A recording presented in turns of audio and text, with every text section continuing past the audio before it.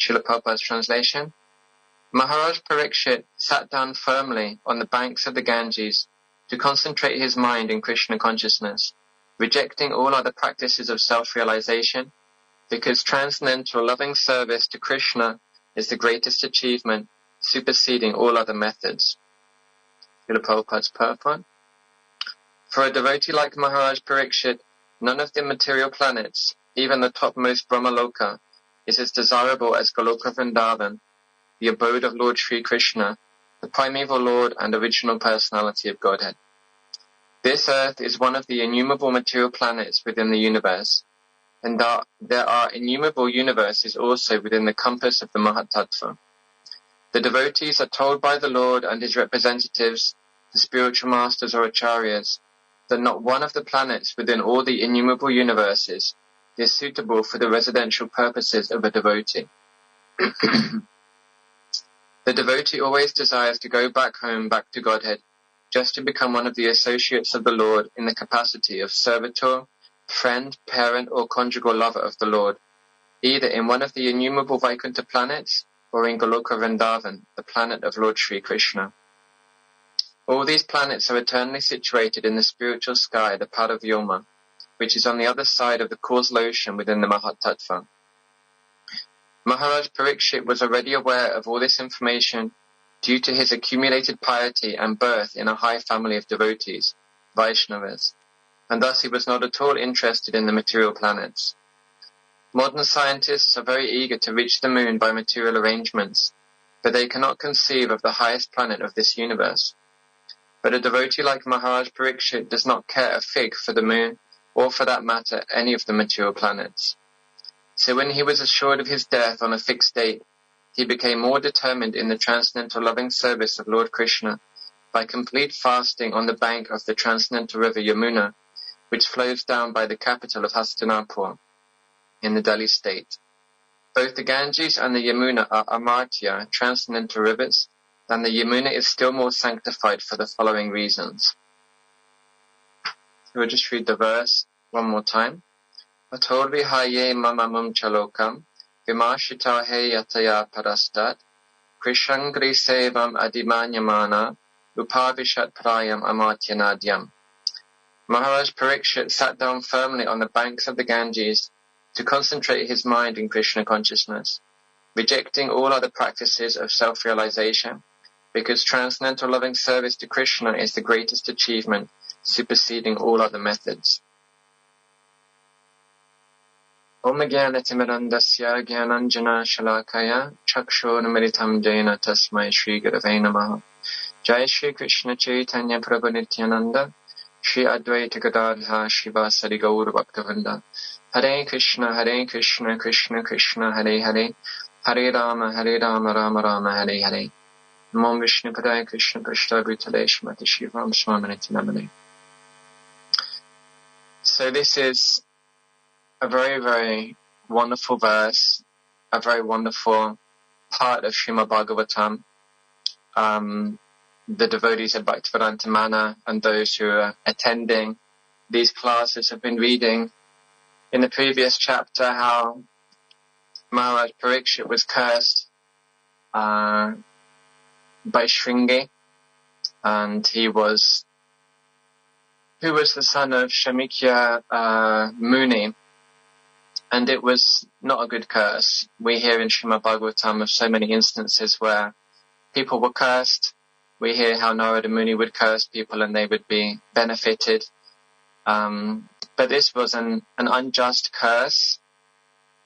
Although it was complicated, as we hear in Srimad Bhagavatam, there are so many pastimes which are very intricate, or which are the arrangements of the Lord, and in Bhagavad Gita also, that in Bhagavad Gita, for instance, Arjuna is an eternal associate of Krishna.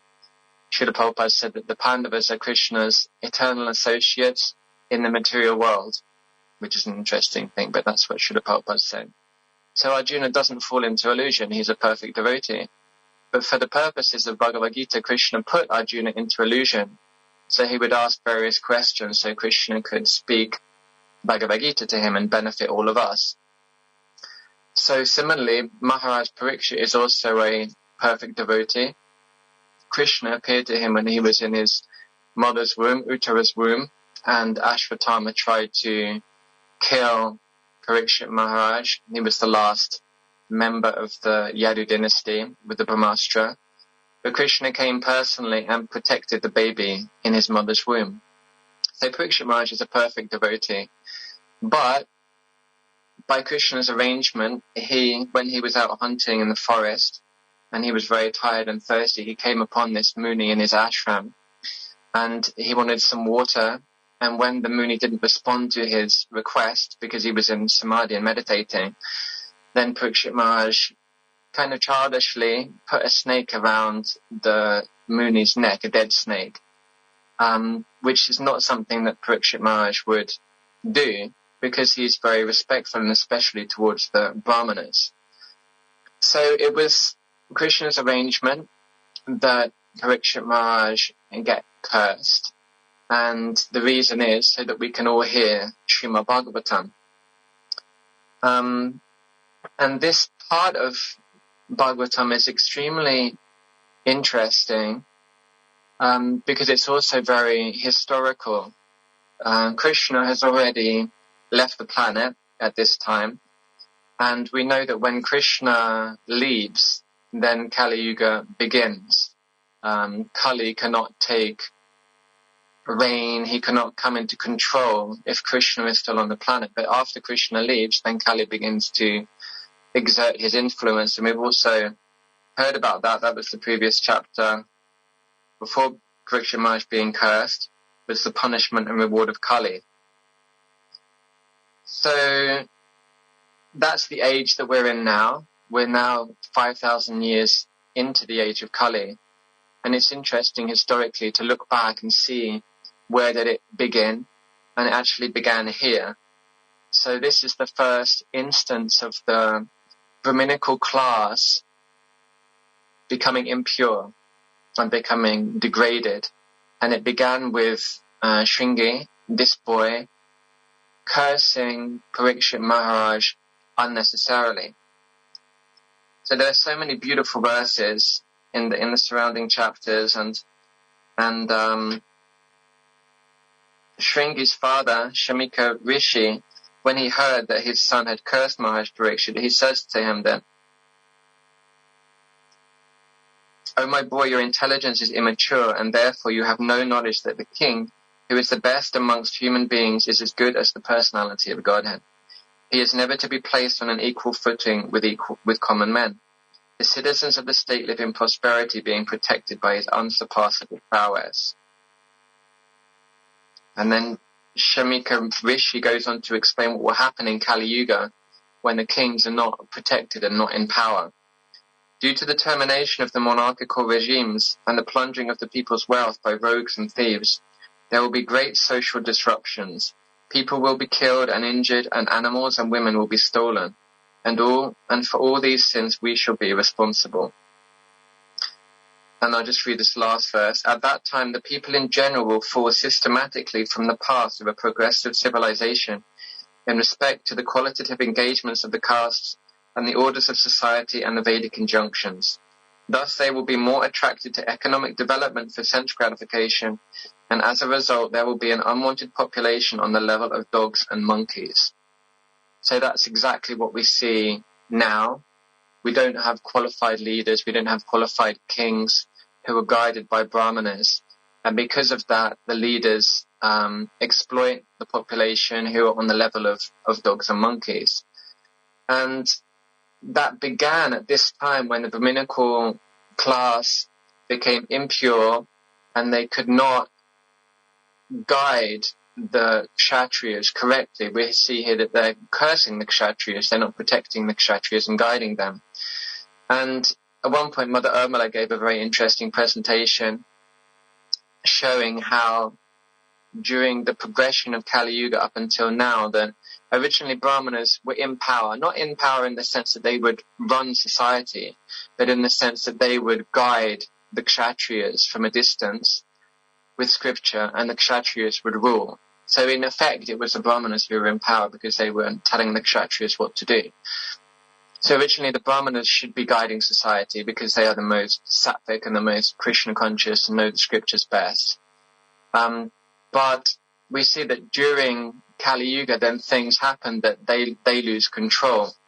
One key event is when Henry VIII in England, he disassociated the church from the state, and he began the Church of England because he wanted to be in control. So we see around that time in Europe that priests and the church were divested of their power, and kings took control to do basically what they wanted to do. So Mother Urmila was explaining then kings came into power, they were ruling, they were doing what they wanted to exert their power and control without guidance from priests, which would have naturally been the original historical situation. And then in time we see that kings, they also lost their power. We don't really have effective kings these days. In the UK, it's appreciated. People like the fact that the monarchy is still there. It's still very attractive because it's a natural way of running the country. But we see that the Queen, we don't even have a king, does not have that much control. She's more like a figurehead in society. So after time, the monarchy lost their power, and there were various revolutions like the French Revolution, and people took more control, and then we saw it went from the Brahmanas to the Kshatriyas to the Vaishyas. So at the moment we're in capitalism. It's all about making money. Whoever has money has influence. Whoever has money can lobby the government, can pay the government. So many scientific researches and scientific theories are funded by different companies. So it may be a little bit more covert, but these days we see that Vaishyas are very much in control because they have money and they have power. Mother Urmila was also saying that it's coming down to the Shudras as well. Actually, in this age, everybody is born as a Shudra or lower, because there are no samskaras, no Garbhadhan samskara, no other samskaras. So communism was also like the Shudras coming into power, theoretically, although that can't really work. But we see also who's glorified these days, who's respected. It's not intellectuals, it's not saints, it's not spiritual teachers, it's footballers, it's musicians, it's like actors. And what Varna do they belong to? They're all Shudras. So that's what people are attracted to. Those are leaders these days. So we can see that Brahmanas, Kshatriyas, Vaishyas, Shudras, that things are degrading further and further. And this was a very historical point because this was the beginning of Kali Yuga and the beginning of the degradation of the Brahminical class. Another thing that I've heard is that, and I'm not sure of the source, but it's an interesting point just to think about, that as the ages progress, and I think especially Kali Yuga, that power goes from the east gradually to the west. So we see in the past that Parikshit Maharaj, he was the emperor of the whole world. So India was the most powerful country in the world. Actually, it was much bigger than it is now. It's Bharatvarsha. But he was the emperor of the entire planet. And then over time, India lost some power. Mughals became more powerful. Muslims became more powerful slightly further west. And then there were various dynasties and kings and states going further and further west. England, I won't go into all the details now, but also later England became very powerful. They were ruling over the world, and then they lost their power. Then America became very powerful, and they're probably one of the most, if not the most influential country in the world now. So it's going further and further west. And then we're seeing also that now China and now India again also becoming very powerful. So it's kind of sweeping around and going all the way around. So interesting theory. But to get back to what is based purely on scripture, I wanted to narrate one pastime or mention one pastime which is very much related to Parikshit Maharaj, but is actually a pastime about when Parikshit Maharaj didn't hear Srimad Bhagavatam. So all of the arrangements are being made here now for Parikshit Maharaj to sit down and to hear the Srimad Bhagavatam. This is the first canto of Srimad Bhagavatam. And just as Bhagavad Gita has the first chapter where it's setting the scene and the teachings really begin in the second chapter, so we are up to chapter 19 in the Srimad Bhagavatam. Bhagavad Gita only has 18 chapters, but we're up to 19th chapter in the Srimad Bhagavatam.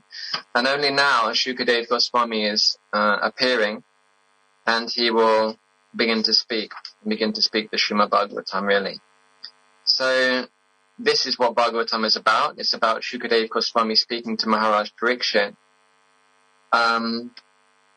But so many other things have happened in Parikshit Maharaj's life up until this point. As I said, the kind of era or the setting for all of this is that Krishna has departed. Krishna has departed from the world. And we've had the battle of Kurukshetra. After Krishna has left the planet, which was described in chapter 14, then the Pandavas also retire, and Yudhishthira Maharaj gives the kingdom over to Parikshit, who is the son of Arjuna. And this is where we're at now. Everybody is very feeling the loss of Lord Krishna. Krishna has departed. It's a massive blow for everybody. The Yadu dynasty has also disappeared. They killed one another in a fight, and that was also the arrangement of Krishna. They were also so many demigods who took birth to assist Krishna in his pastimes, and then they helped one another leave the earth and go back to their original positions. But I just wanted to narrate this pastime of how once Parikshit Maharaj was already ruling. He was already the emperor of the world.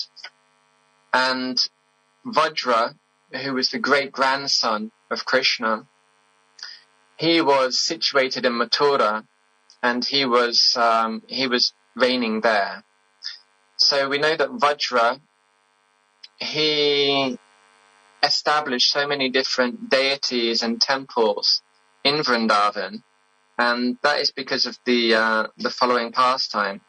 That once Parikshit Maharaj was traveling around his kingdom, checking that everything's okay, and he went to Mathura and he met Vajra, and they were speaking, and then they met the spiritual master, I believe, of Vajra, who was called Shandilya Muni. So Shandilya Muni, he could see that it was Krishna's desire that Vajra he was already in Mathura, but go to Vrindavan and to re-establish the glories of Vrindavan. So this is why Krishna actually comes, is to show his pastimes and to attract the conditioned souls to going back to his abode in the spiritual world, to Goloka Vrindavan. This is also why Lord Chaitanya Mahaprabhu appears, because not many people could appreciate why it was that Krishna came. And Lord Chaitanya Mahaprabhu comes to show what it means to be a devotee of Krishna. Krishna came, and only a handful of people could understand actually who Krishna was. Sometimes Krishna's pastimes are difficult to understand. So many people misunderstood Krishna. For instance, the Kauravas, they couldn't understand who Krishna was. They tried to kill Krishna so many different times, although he was also exhibiting his potencies. So Lord Chaitanya, he came as a teacher, and he came as an example of, okay, you couldn't understand me when I came as Krishna, so now I come as a devotee of Krishna, and I'll show you what to do. I won't just be the person that you need to worship, but I'll show you exactly what you should do, so you can realize Krishna, so you can serve Krishna, so you can develop love for him. And it's explained that Lord Chaitanya Mahaprabhu, he didn't just come to give any type of Krishna consciousness. He came to give that attraction for Krishna, that spontaneous attraction for Krishna, towards Krishna in Goloka Vrindavan, towards Krishna as a cowherd boy with his peacock feather playing the flute with the gopis and the gopas in Vrindavan. So that is what Krishna actually comes to give us. We're so fortunate in this Kali Yuga. It's not that people get that in every age. but that's what we're being given. And Shandilya Muni was saying to Vajra, you should excavate, you should re-establish the places of pastimes of Krishna in Vrindavan. So Vajra and Parikshit Maharaj, they went to Vrindavan, and Shandilya Muni also said, you should go and you should meet Uddhava, because Uddhava was the personal associate of Krishna. Krishna sent him to Vrindavan to give messages to the gopis and to the different inhabitants of Vrindavan. So you should go to him and you should hear from him. And so Uddhava, if we know the pastime, that when Uddhava visited Vrindavan, he had gone there to pass different messages from Krishna to the Brajbasis, that Krishna is missing you, Krishna loves you, he can't come now because he's killing so many demons and he's protecting Vrindavan, but he's very much thinking of you, he's in very much pain that he can't be with you, and he will come back. That was the main message that Uddhava imparted to the Brajbasis, and especially the gopis, that Krishna will come back. But when Uddhava went to Vrindavan, then what transpired was, although he thought that he was going to be teaching them, he saw that the attraction that they had for Krishna, the love that they had for Krishna, was far deeper than his own. He was amazed when he saw the spiritual emotions that they were experiencing, how they could barely live without Krishna, and he would speak to them about Krishna, and he gave them Krishna's letters, and they very much appreciated that, and out of their humility they accepted him as their spiritual master. But actually it was Uddhava that was learning from the Brajbasis, and not really the other way around. But Uddhava he was there in Vrindavan, so he learned the moods of the Brajbasis, and he developed the desire, as did Brahma, to remain in Vrindavan. And he prayed that if I can just remain as a blade of grass in Vrindavan, then when the gopis travel here and there, they'll step on my head and I'll be blessed by the dust of their lotus feet. So Uddhava, he eternally remains in Vrindavan, in Uddhava Kund, as creepers, as little plants on the ground, so that when the Brajbasis move here and there, we may not see them, but in the uppercut form, he'll be blessed by the dust of their lotus feet.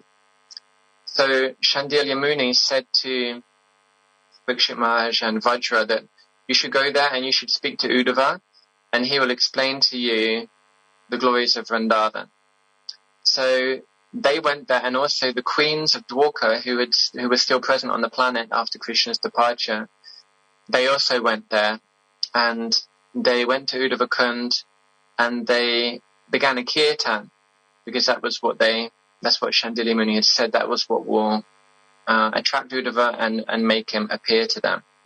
So they did a kirtan, and then, true enough, Uddhava manifested from the creepers. He appeared in his beautiful spiritual form.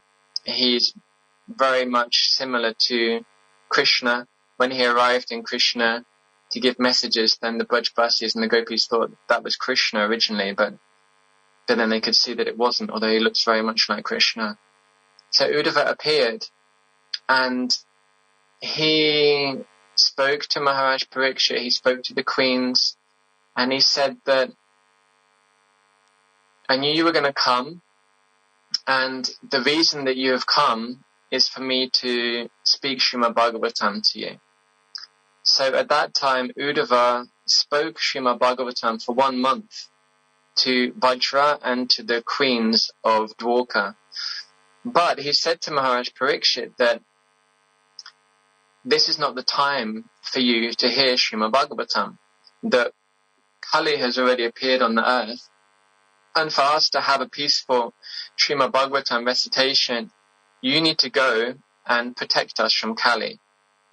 So when Parikshit Maharaj heard that, he was very upset that, here was Uddhava, he was in Vrindavan, he had the opportunity to hear Srimad Bhagavatam from Krishna's eternal associate, and now Uddhava is saying to him that you should go away and we'll have the Bhagavatam recitation. So Parikshit Maharaj was heartbroken. But Uddhava said to him, he said, don't worry, there will be a situation in the future where you will also get the opportunity to hear Srimad Bhagavatam. It says it here. Uddhava says to him that, O Emperor, you need not worry for your deliverance, which has already been ordained by the Lord. And I'm reading from Navavaj Mahima by Srila Sri Ram Swami here. And I recommend that anybody who finds this pastime interesting should read this. It's from volume 3, and it's talking about Rudrakund to Nimagran, because it's a parakrama of Vrindavan. So if you can, do some research, get this, and read this whole pastime, because it's actually 30 pages, and I'm just summarizing a very small portion of it, and it's such deep nectar. So if you can, then try and read this. It says, O Emperor, you need not worry for your deliverance, which has already been ordained by the Lord. When I speak Srimad Bhagavatam, only a few select devotees will hear it. My recitation here in Kusum Sarovara will not bring the blessings of this transcendental literature to the ignorant masses. But your fate is different. After subduing Kali, you will hear Srimad Bhagavatam from Shukadev Goswami, who will have personally assimilated it from the instructions of his father Vedavyas.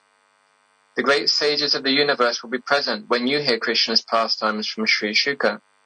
And at the end of that recitation, both you and your mother will attain Krishna's eternal abode. From that time on, Srimad Bhagavatam's fame will be spread over the earth, and your name will be inextricably linked with the scripture, wherever devotees recite it. Thus your fame will also spread. Parikshit Maharaj sat up and wiped the tears from his face. His mind melted into joy at the thought of hearing Srimad Bhagavatam and being an instrument for others to hear its transcendental vibration. Now it was Uddhava's turn to cry. He had become so attached to this young emperor whose beauty, devotion, heroism and humility reminded him of Parikshit Maharaj's grandfathers, the Pandavas. He also cried because he knew that after subduing Kali, Parikshit would live for only 7 more days before dying by the bite of a snake bird, and the earth would never again know such a king. Uddhava raised his right hand and said, O Vishnurata, you will enter Goloka Vrindavan, of that there is no doubt. Therefore arm yourself with infallible weapons and give us shelter from Kali. So it's very, very beautifully explained there, that pastime, and it gives us also an insight into Parikshit Maharaj's character, and also a relevant lesson for ourselves, that Parikshit Maharaj, he was always feeling separation from Krishna. Actually, Parikshit means he who was searching, I can't think of the exact word, but kind of discriminating, like, where is Krishna? No, that he's not there. This is not Krishna. Then where is Krishna? I'm looking for Krishna. Because Parikshit Maharaj saw Krishna in the womb. He saw Krishna before he was even born, because Krishna protected him from the Brahmastra. So throughout his life, Parikshit Maharaj couldn't think of anybody but Krishna. So now, after the departure of all of Krishna's associates, he had the opportunity to see Uddhava and to hear Srimad Bhagavatam from him. And then he had to go away. So that was very painful for Parikshit Maharaj, and very difficult that my spiritual master writes there. They had the opportunity, because Shandili Muni had said, when you hear Srimad Bhagavatam from Uddhava, you will have direct darshan from Krishna. And that happened after they had heard Srimad Bhagavatam for 1 month. Krishna appeared personally. And then the queens of Dwarka, they went back to the spiritual world, and Uddhava disappeared. So Parikshit Maharaj would have been able to have seen Krishna again personally, but he had to leave and he didn't have the opportunity. So that must have been very difficult for him and very painful. And my spiritual master says that from the opportunity of hearing Srimad Bhagavatam and seeing Krishna, then he had to go and fight the devil, to fight Kali. So that was the service that he was given. And that's what he surrendered to, and that's what he did. But it was all Krishna's arrangement. So we should see that practically in our own lives, that there are so many tragedies in the material world, so many traumas, so much abuse, so many difficulties constantly, one after the other. And we have to have faith that this is Krishna's desire. This is Krishna's mercy. This is Krishna's arrangement. And it's Krishna's blessing. So whatever is happening to me right now, that's what Krishna wants. It may be difficult for me to understand. It may be incomprehensible. It may be very painful. It may be the last thing that I want. But somehow or another, it's a blessing in disguise. Somehow or another, it's a gift from Krishna. And he knows what's going to happen. He knows where he wants me to be. He knows what he wants to happen. And I don't know, but I have faith in him. And when we have that faith and that dependence that I'm in Krishna's hands and he'll do with me as he likes, then it removes so much worry, so much stress, so much anxiety from our lives, because we don't have to depend upon ourselves as the supreme controller. And we don't have to hang on to situations and hang on to things or people that are not destined to be with us anymore. So we can see with Parikshit Maharaj that these great devotees, they have so much attachment for Krishna that it's difficult for them to live without Krishna. And although it was difficult for him to live without Vajra, Uddhava, the queens, and hearing Srimad Bhagavatam, he just accepted it and he went. He was ready to accept Krishna's arrangements. Just as when Shringi cursed him, Parikshit Maharaj was powerful enough to counteract that curse, but he didn't. He accepted it as the blessings of the Lord.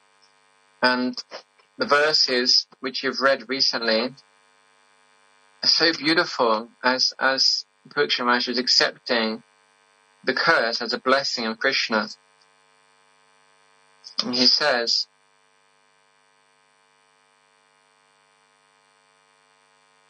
I am uncivilized and sinful due to my neglect of Brahminical culture, God consciousness and cow protection. Therefore I wish that my kingdom, strength and riches burn up immediately by the fire of the Brahmana's wrath, so that in the future I may not be guided by such inauspicious attitudes. And that was even before Parikshit Maharaj got cursed. That was just out of his feeling of his conscience that I put this dead snake around the neck of this Muni, so let my whole kingdom burn up. Let me lose everything because I did something that was wrong. So even before he was cursed, he was ready to accept the repercussions for his actions. And then when he hears that he's been cursed, it said the king accepted this as good news, for it would be the cause of his indifference toward worldly things. And then we come to today's verse. So if we can remember that, if we can aspire for the same honesty, for the same renunciation, and for the same surrender to the will of Krishna, then that will be a valuable lesson that we can learn from these pastimes of Parikshit Maharaj from the Srimad Bhagavatam. So, as we know, Parikshit Maharaj did hear Srimad Bhagavatam, although he didn't hear it at that time, and the arrangements are just being made now for Shukadev Goswami, who is also the eternal associate of Krishna. He's actually Srimati Radharani's parrot, Shuka, and was present on this earth during Krishna's pastimes. He will speak Srimad Bhagavatam to Maharaj Parikshit. And there are so many different Srimad Bhagavatams. That's not the only one. It's not that there has to be Shukadev Goswami and there has to be Maharaj Parikshit and there has to be a blue book with, spots on it for it to be Srimad Bhagavatam. No, there are so many different versions of Srimad Bhagavatam.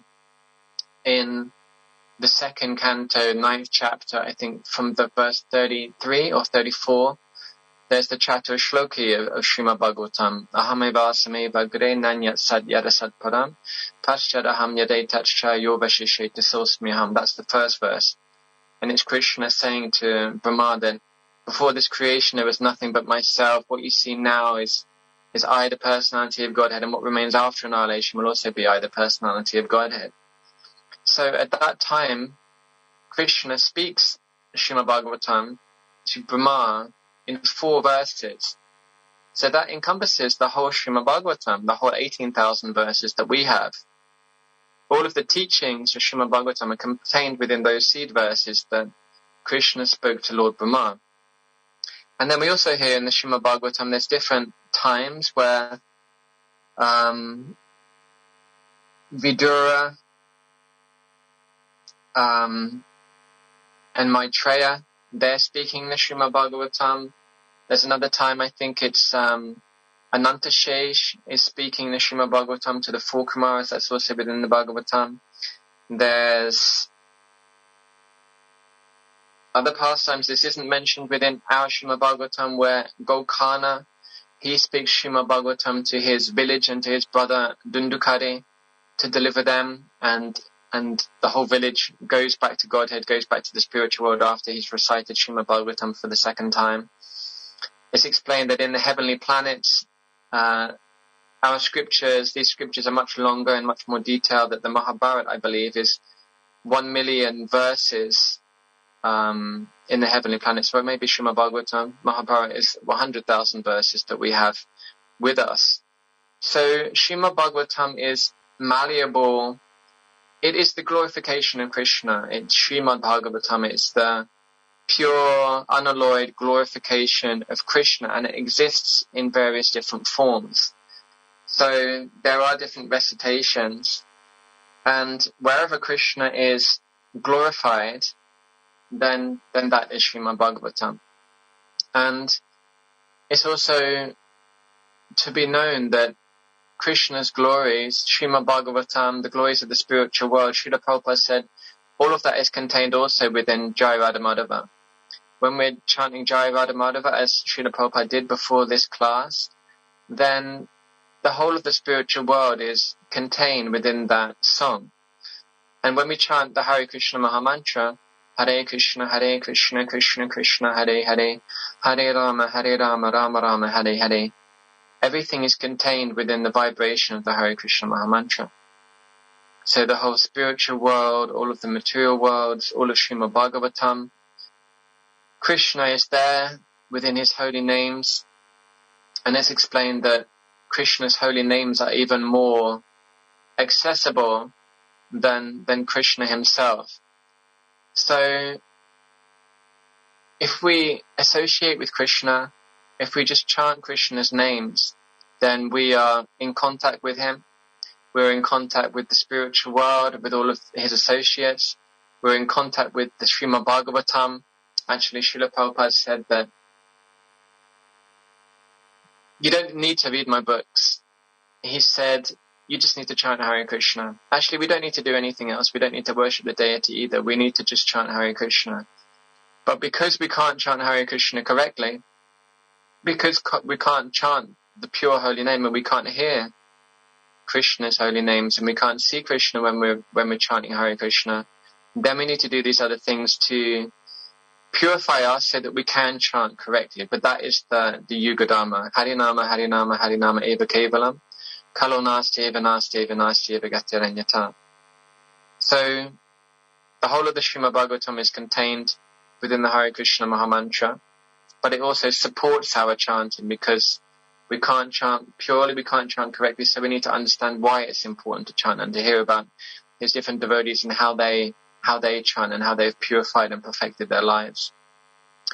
So it's a great honor to hear about Parikshit Maharaj and his spotless character, how he reacts to different situations in such a perfectly Krishna-conscious manner, and how he acts as an instrument for us so that we can hear Srimad Bhagavatam and we can learn the lessons that we need to hear, and how he went through these different tests, how he served the queens of Dwarka, how he met Uddhava, how Srimad Bhagavatam was spoken there, and he just accepted that, okay, this isn't my time to hear Srimad Bhagavatam, and how we can also learn from that it may not be our time to do certain things that we want to do, but we have faith in the Lord.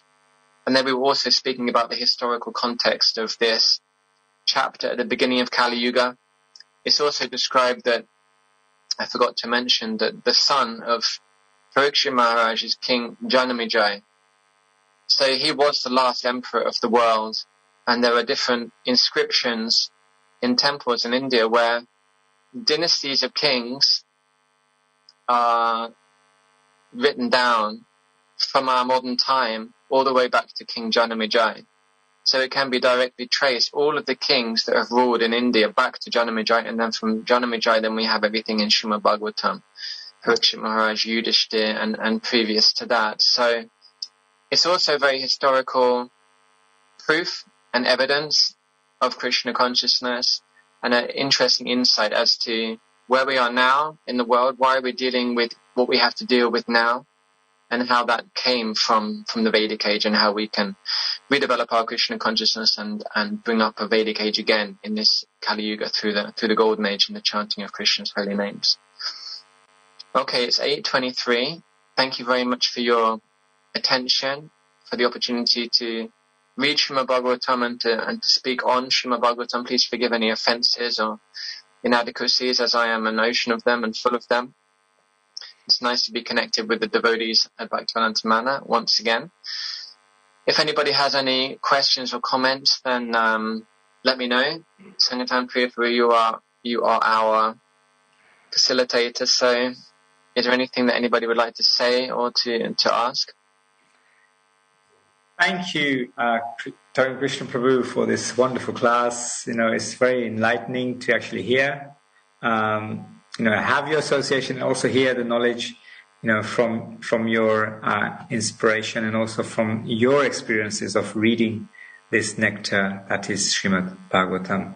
Thank you for enlightening us about the stories of how this Srimad Bhagavatam and the current situation of where Parikshit Maharaj has come to Sukadeva Goswami in his now quest to learn more about the Srimad Bhagavatam. It's so enlightening that you also mentioned just now how Srila Prabhupada explained that we don't even have to read, although he many times says, read my books, you must read my books. But then, as you explained, the Chaturshloki are there, and Krishna imparted that knowledge to Lord Brahma. And from that, the entire creation has actually happened. And then also in the Jai Radha Madhava prayers, how Srila Prabhupada one time actually went into this complete transcendence space by just reading and reciting that prayer. And so everything is contained within that, and yet everything is contained within the Mahamantra too.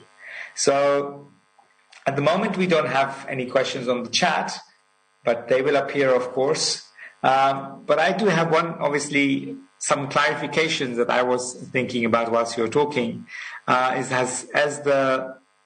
So you mentioned about the power shifting between one side of the world to the others and how the Sudras are running the world.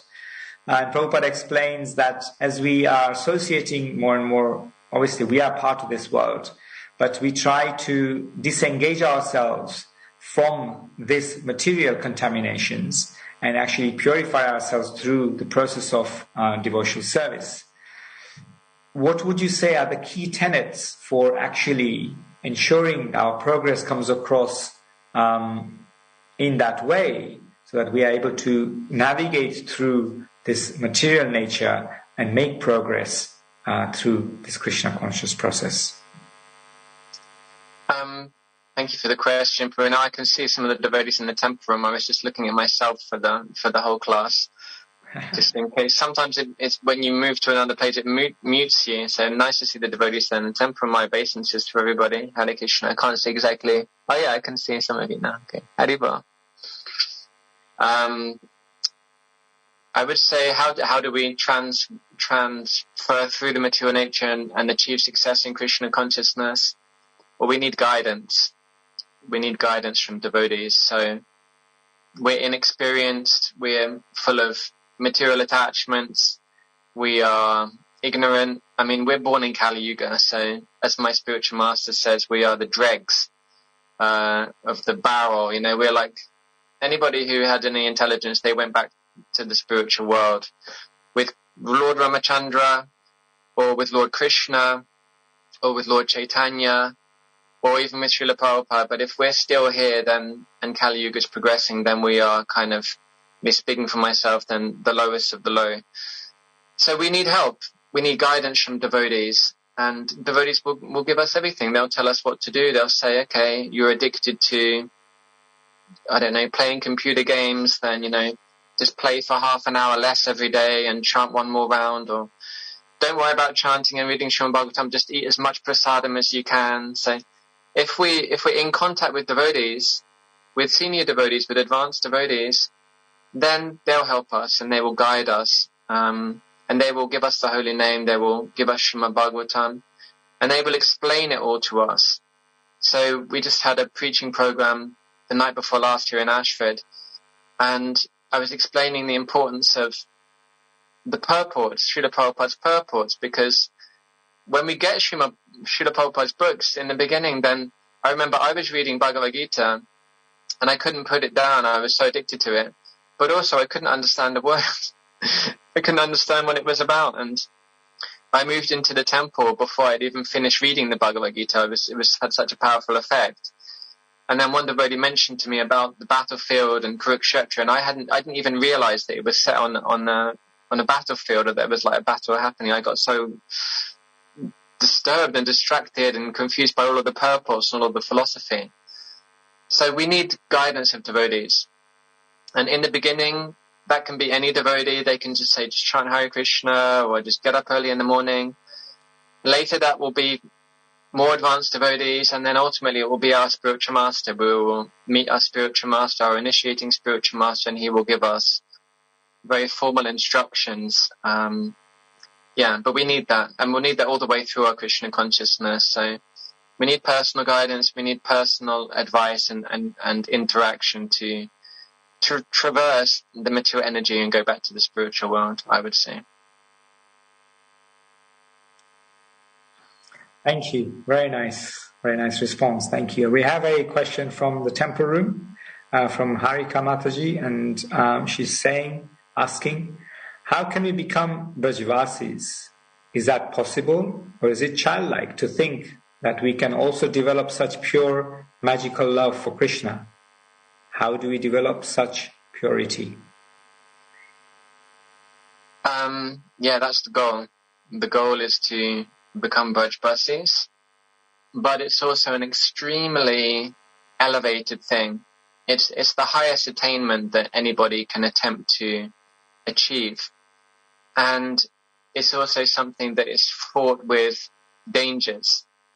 So it has to be done under expert guidance, and it has to be done in a safe way. So we have to follow Srila Prabhupada's instructions.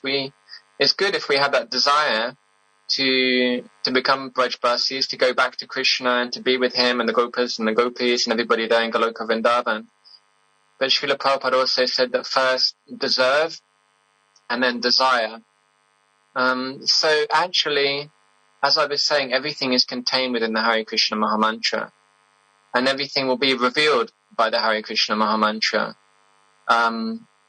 In the past, they used to have different processes for giving people their spiritual forms, like it's called Siddha Pranali. My spiritual master did a course on it at one time, how in the past, up until the time of Bhaktisiddhanta Saraswati Thakur, a spiritual master would prescribe an identity to his disciple, and then the disciple would meditate on that. But in this age, we're not qualified. In this time, we're not qualified.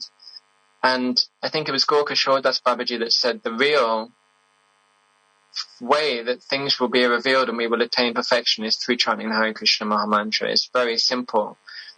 So it's good to have that desire, and that is what we want to achieve. But it just has to be done in the correct way and under correct guidance. And we shouldn't shy away from, reading Srimad Bhagavatam, reading Bhagavad Gita, chanting the Hare Krishna Mahamantra, preaching Krishna consciousness, worshipping the deity. Because all of those things are in relationship to Krishna, all of those things are purifying, all of those things are non-different than Krishna. And although they may not be Vrindavan Leela, then that's where they're taking us.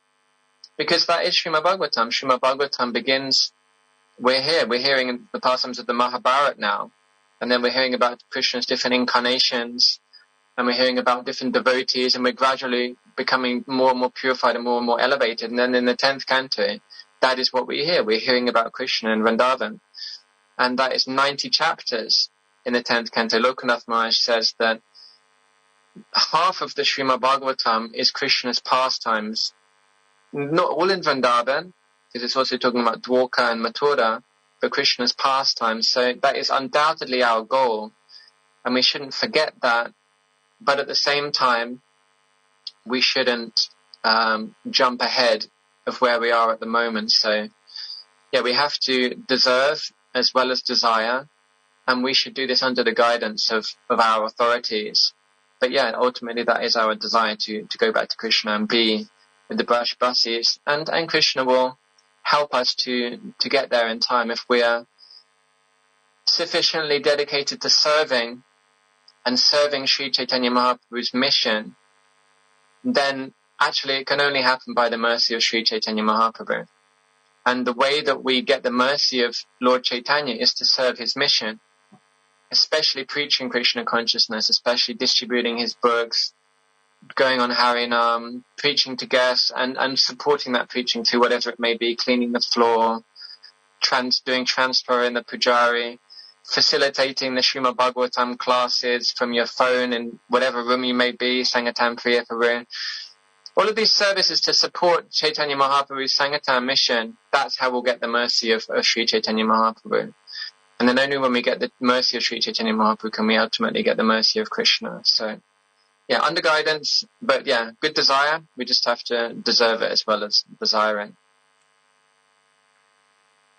Thank you, Taruna Krishna Prabhu. Very nice, rounded answer, response to Arika's question.